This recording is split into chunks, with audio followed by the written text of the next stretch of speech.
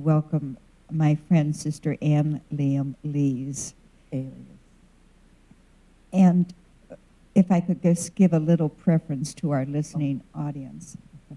I have had the privilege of knowing Sister Ann Liam Lees as Margie's for 65 years. Our paths first crossed as freshmen at Siena. And I do remember clearly that you came from Pana, Illinois. So tell me how, in the providence of God, you got from Pana to Adrian, please. Okay, we moved to Pana when I was a freshman in high school. I had never been in a public school. I was a Catholic school before. And so I had this thing that I would like to go to a women's Catholic college. I felt that I needed to know a little more. And my mother had 7 sisters, and they decided that they could pitch in together and help pay for my schooling. And my Aunt Grace, who lived in near Washington in Maryland, said one time, "Do you like the Sign magazine?" And I said, "Well, it's okay." Well, that's where I saw the ad for Siena Heights College. The Sign magazine. The Sign magazine by the Passionists. Oh, right. Mm-hmm. And so that's how I got to Adrian. I came to Siena. And on the train, no doubt. Well, my mother and my godmother drove me up here because I had a few things to bring. So, did you meet Sister Petronella right away? No, I don't remember meeting her right away. No. Mm-hmm. She was the dean of students. Remember? No, I don't remember. You don't that. remember? No, that. I was more interested in my classes, I guess. And who are the people you left behind in Pana? In Pana, I left my mother and my father and my 4 brothers. My one brother was born just 2 years before I came here. So, but they're such good men. And they have such good wives, and I'm so grateful to my sisters-in-law. And you visit them when you can? I try to get to the family reunions. No, I haven't visited very much. Didn't you have a sister? Yes, my sister was just 17 months older than me, and she was a freshman in high school and had pneumonia in May, and she died. So that has colored my life, knowing the shortness of life. She was Marianne. Marianne was the ideal daughter. My mother said if she were the only one I ever had, I would think I was a perfect mother. Oh, dear. Oh, dear. But then I came along, and my 4 brothers, and of course she had all sisters except for one brother, so she had a challenge. Oh, I would say. Good woman. Mm-hmm. She was. Where were you living when Marianne died? I was living on Macon Street in Decatur, Illinois. Decatur. So you were born in Decatur? Yes. Yeah. Yes. We lived in Decatur in 3 different places. And what was your father's occupation? My father, he had a grocery store during the Depression.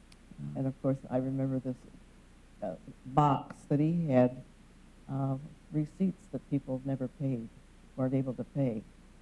And I can remember one time some man coming to the door and paying his dues to my father, so I'm sure that helped him. But he was, then after that he worked worked for a milk company and had a horse and wagon, and he would go delivering milk. Oh. So he did various things. And in the end, the very, very end, he was working at the greenhouse in Pana, Illinois. Mm-hmm. You know, Pana was known as the Rose City of the world or something at one time. It had more roses grown under greenhouse than any place else. But that too has gone. I have to call you Margie. Yes. My sense of your ministry through the years has always been with the oppressed, the needy, the poor. And did that come from your My family life? My mother, really. Now, my brothers don't remember this, but I do, that if we went on a picnic and we had leftover sandwiches, she knew where the homeless were in the park. And I can remember taking sandwiches and putting them under their pillows while they were sleeping. So when they woke up, they had. So Wow. my mother was very, Wow. I would say that. And anybody that would come, she would always give them something. Mm-hmm. So had you ever had nuns or religious women before you came to Siena? Yes, I had the Ursuline Sisters from Alton, Illinois, and from grades 1 through 8. And when I was in 7th and 8th, I worked with them in the church. Mm-hmm. You know, putting up the altar cloth and the altar railing cloth and cleaning out the turrets. Well, I was thinking of the candles. Oh, yeah. You know. Lots of those. Well, that was doing. Yes, that's what I did. But, well, may I ask why you didn't choose the Ursulines to I enter? think it was because my 8th grade teacher was in class the day that her mother was being buried. They could not go to the funeral. I will never forget that. So I thought, whoa, this is. So that's enough reason. Is that a good reason? That should go in the annals. And she taught my mother, too. Mother Eugenia. She taught my mother. So. Well, who was your inspiration at Siena? Well, I think probably the person that most influenced me was Sister Patrick Jerome. I had her. And even though I selected someone else, I didn't select for my sponsor, she helped me get ready. And then on the day of reception, she put my habit, you know, she dressed me. She wasn't the novice mistress at that time, was she? No, she wasn't. Mm-hmm. She was still the teaching. It's Latin. Did you have her for Latin? No, I think I had her. I thought I had her for religion. Religion. Yes. Yeah. I think that's what I had her for. Did you have a class from Sister Ann Joachim? I did have a class from Sister Ann Joachim. I had history. And may I tell the story about her? Oh, please. Sister Ann Joachim, at the end of my freshman year, she asked if I would be interested in going to be a camp counselor at Kelly's Island. And I thought, well, I tried to get a job in Pana last year, but there wasn't any summer jobs, so that's what I did. I don't remember exactly how I got there. Probably just came on a train or something. And so I was at Kelly's Island with some marvelous women. And to watch them and how they were with the children and praying and enjoying life, I thought, I could do that. Yeah. And so that's when I kind of made up my mind. And I went home and told my mother I was thinking of joining. Was Sister Marie Gilbert there at the time? No, it was not. It was Maria Stell Mack. Maria Stell Mack. Lovely, lovely, kind woman. I liked her. And Marie Edith Kavanaugh? Yes, she was there. Mm-hmm. She was a fun person. Yeah. And that lovely Rita Mulcherry, she had the small children, and I had the next group up. In fact, I slept I was the only, no other person was in that dorm with me, with the little girls. And there were some of our sisters here who were campers. Well, now, yes. Who would that be, please? That was Ruth Ann Kelly and Rose Calvert and Barb Stanek. Mm-hmm. And there was one more, but anyway. Don't you miss Rita Ann Moseri? Terribly, because when I would go to Vespers, she would be sitting next to me. What a beautiful woman. Mm-hmm. Just always the same. So did you enter after that summer? I went to Father Gaynor, took two of us up for the proclamation of the Assumption at the cathedral in Detroit. Oh, from the sodality.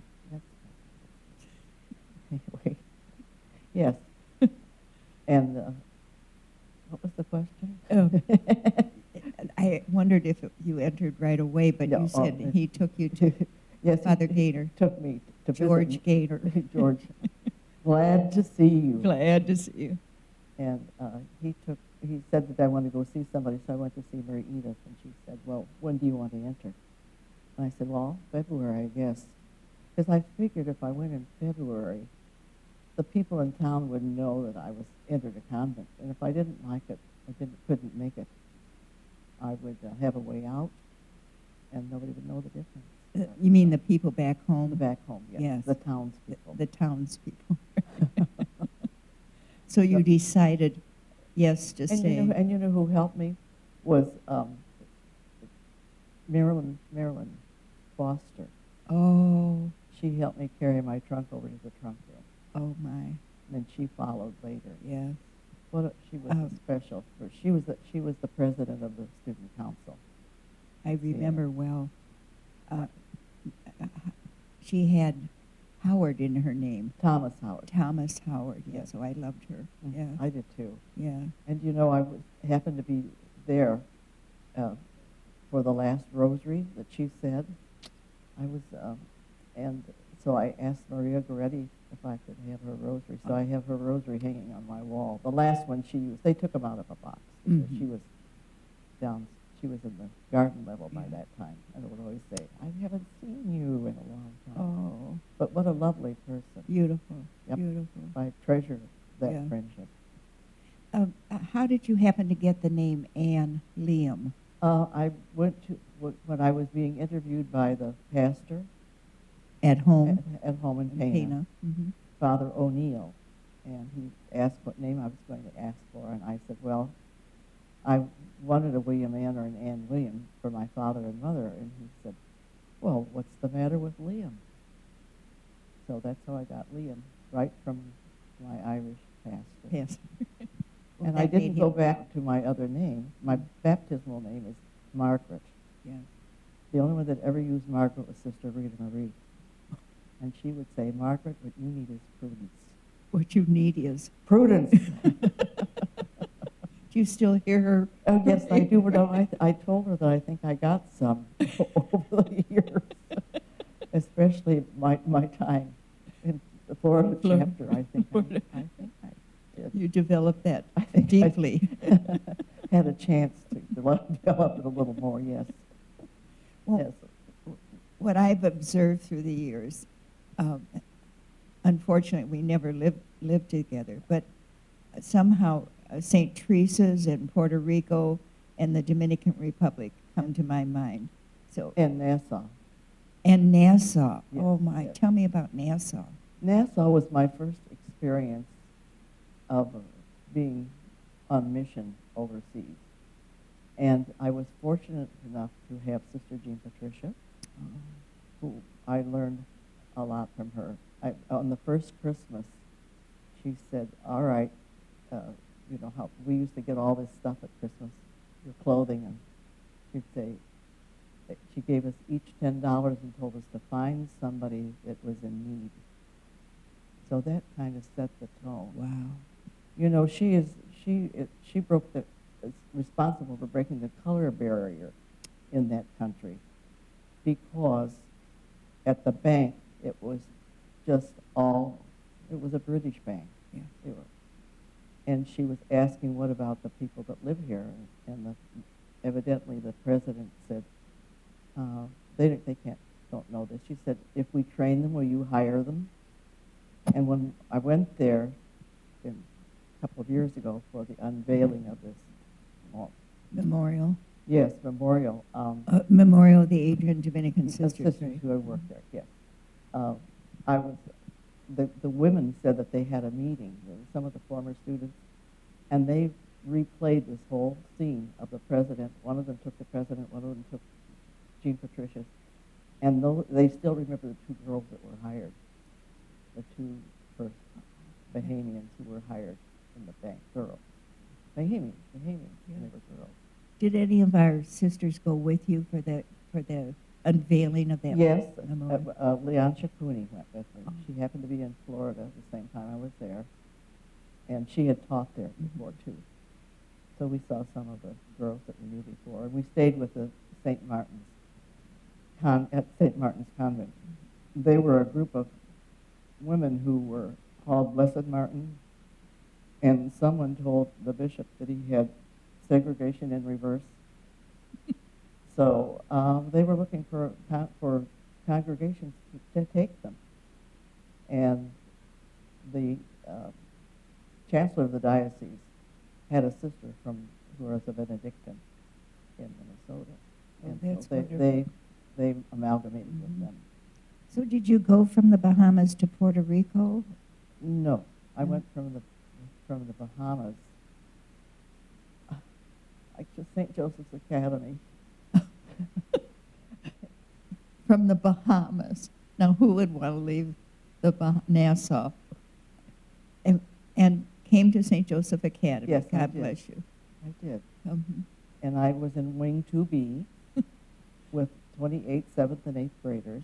One of them happened to be Catherine Henry's niece, Oh, Mary Ann Goujon. oh. And she kept telling me about my aunt. And finally I met her aunt, and I lived with her aunt, and her aunt and I. Became fast Yes, friends. I played cards with her the last few days before she went and left us. She died. Oh. So I've had a lot of losses since I've been present Well, here. This the is my loss of third- your friend Helen, too. Well, yes. Yes. Where did you meet up with Helen Faber? Well, I presume that I met up with her in Lansing on my first mission, but she was probably in 6th grade. And She was in grade school. Yes, she was in grade school, and I was taught 1st grade. And I think that one of the sisters used to send them down to do the boards. So I'm sure that she was one of them, but I didn't remember her. When did you first live with her? I first lived with her in Puerto Rico. Sister Pat Harvett was there, and she came, and that was a whole interesting thing. And then when she was leaving, she suggested that Helen come, and Helen came. And so then we lived there probably about 3 years, and then I got the call. Felt to work with Haitians.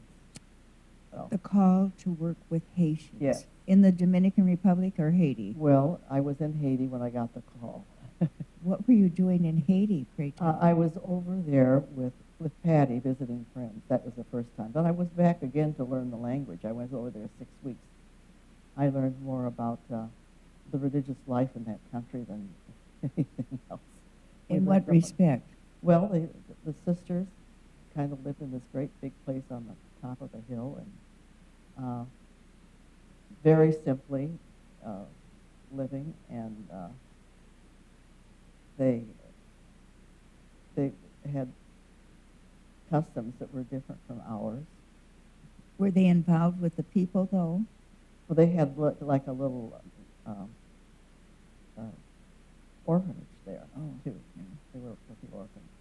You didn't happen to meet Sister Philomena during those days? No, didn't know that she was there during that time. That was early on. But I did go to visit her there later. Mhm. To see how So I have she this lived. image while you were in Haiti, getting an envelope, a card that said, "You are now." No, I got no envelope. I was only there. I was only in Haiti for those. A call from God, sister. A call from God. Yes.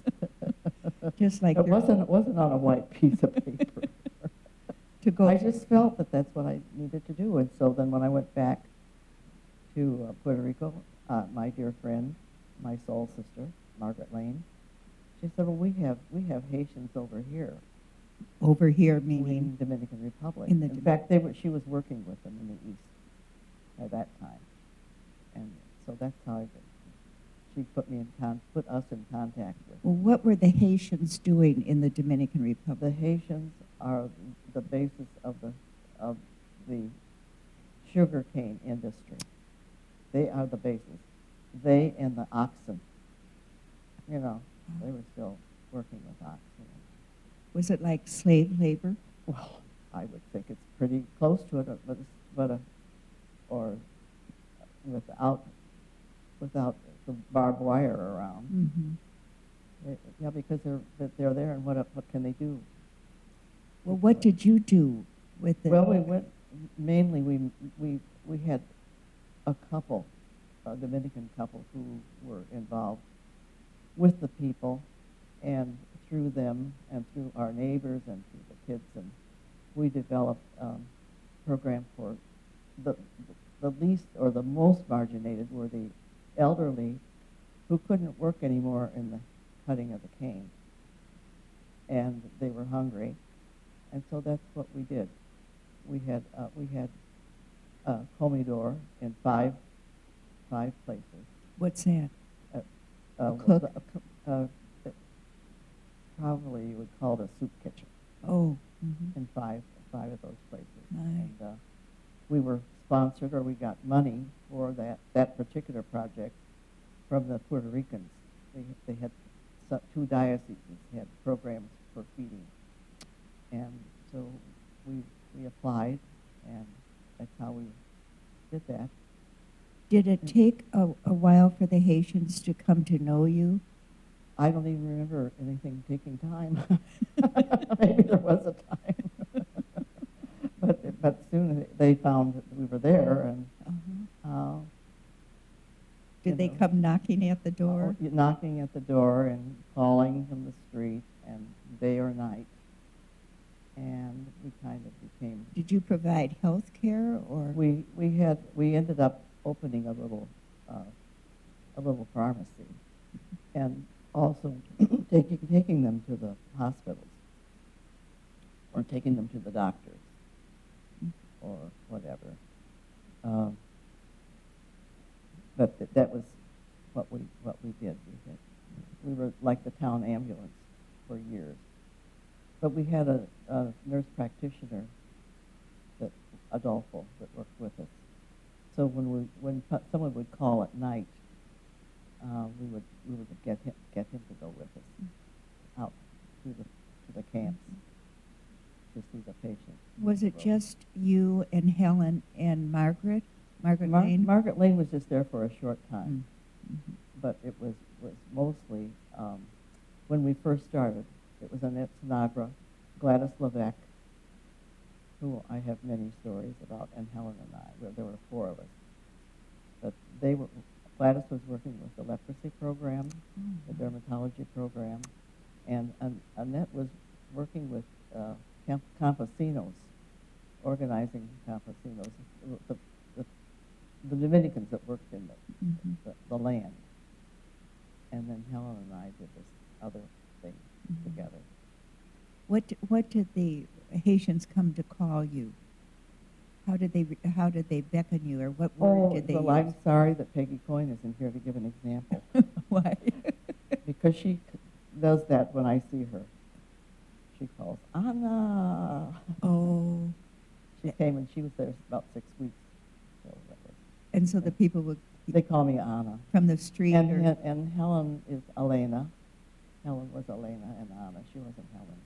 Mm-hmm. And I have to give credit to our neighbors across the street. They're the Haitian family, because all of the children worked with us. We could never have done what we did without the neighbors.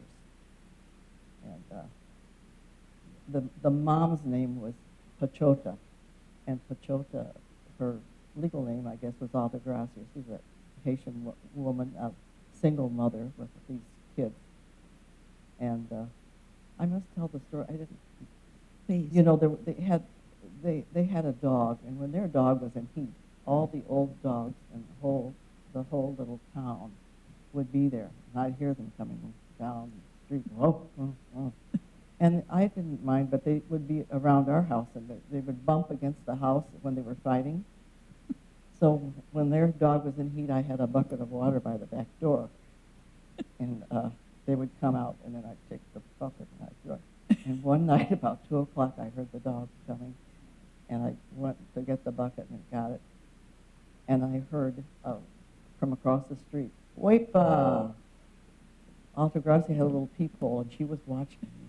I thought, where else in the world could you be at 2 o'clock in the morning with a neighbor Wepa kind of means Did you whoopee. throw the bucket at them? I mean the threw water? the bucket of, yes, to have them go someplace else. I see. Yeah, the water and the dogs. I don't know where that story came from. No, Out I of the don't past, either. a blast from the past. What were some of the fun questions that they would greet you with when they would come to your door? Well, when they would come to the door, it could be anything, really. But we had a little botequin there, we had medicines there. Medicines. Medicines usually, something to eat. But as I said, sometimes they would come and I would think, oh my goodness, this person, what do they need? And sometimes it was, I could just think of all kinds of things that they could use, and they would ask for a Viva Peru, and that is Vicks Vapor Rub. I think it took care of a lot of their pain. But that was one thing I learned to finally, instead of trying to decide what they need, I used that line that Jesus used, what is it that you want? Oh, how beautiful. Beautiful. I had several little things. Yeah. If you had to summarize some lessons that you learned from your work there, what would they be? Well, that was one. Not be deciding what the person needs. Another one was very impressed about, especially the part in the gospel where Jesus was there and they brought the man and they let him down through the roof. They care for one another. And no one would just drag in by themselves. Or if they had somebody ill, somebody would come in from walking in the dark, or on a bicycle, or on a horse, or sometimes they would have the person between them on a motor. And that care that they had for one another, and the concern. And the other thing was their trust in God, their gratitude. As I said, they just never said, "Oh, thank you, thank you, thank you." They say, "Gracias a Dios, gracias a Dios, thanks be to God." So those are three things that stay with me. And probably their homes, whatever, were filled with holy pictures, and Mary especially. No, the Haitians didn't have that. No, Didn't not have. the Haitians. Dominicans did. Yes, Didn't, the yeah. Dominicans have. Mm-hmm. Dominicans have. Mm-hmm. But they're not. They weren't. Mainly, were not Christian. Mm-hmm. Catholic. Yeah. I sense that you are very, very at home here in Adrian. Very much, and very Yeah. pleased. And I would like to give a plug to the beauty shop people. To the beauty shop. Tell me more. Well, I go by Lady Bird Johnson. One of her themes was "Keep America Beautiful," and I think that really you see the people that come out of there, and you know that they are beautiful. Yes. So, I love taking pictures after they've had their hair done. yes, really. Well, Yeah. no, I just am very grateful to be here at Weber. The life there is very good, and there's a time for everything, and this is a time for more time for prayer, reflection, and opportunities to pray. We did not have Mass where I was for those 19 years, not every Sunday, but we always had Eucharist in the house, always, and I just a kind of Eucharistic person. You know, one thing we probably don't have the time to talk about, but I really want to thank you for your leadership with the Sisters in the South. I mean, 6 beautiful years. They were fortunate to have you and your presence in their life. Well, and thank you. I was happy to have them in my life and got to know them, really. And to know so many here now. Now, exactly. And women like Ana Felice and Rosario. Yes.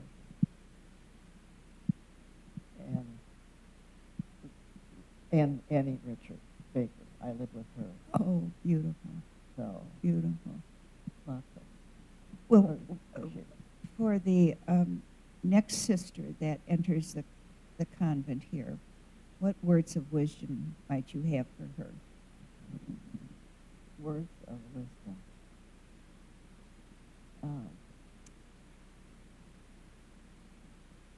I don't. I just know that I love the sisters. I think that would be. Yes. And would you also say, watch for the orchids in your life? We can't. That you don't have time for that story. But that's what brought you Yes. to the Adrian Dominicans. Yes. You asked for a sign. I asked for a sign. I was not. I was very. I was struggling with the decision. Struggling. So. And by the time the third orchid appeared. Yes, and by the time the third orchid came, and it came because my aunt met a woman who ran the florist shop, and I had been in school with her daughter, and I guess she told her it was my birthday or something. So it wasn't. So the woman didn't send me roses, didn't send me carnations, sent me an orchid. And then I wondered what happened to the orchid. I had asked the Blessed Mother for a sign. Mm-hmm. So when I investigated with Sister Rita Marie, because my roommate took it over to her, she said she put it in the oratory in front of the Blessed Mother. Oh, so amen. Amen. It was time to go. It was time to go. Thank you so Oh, much. you're welcome.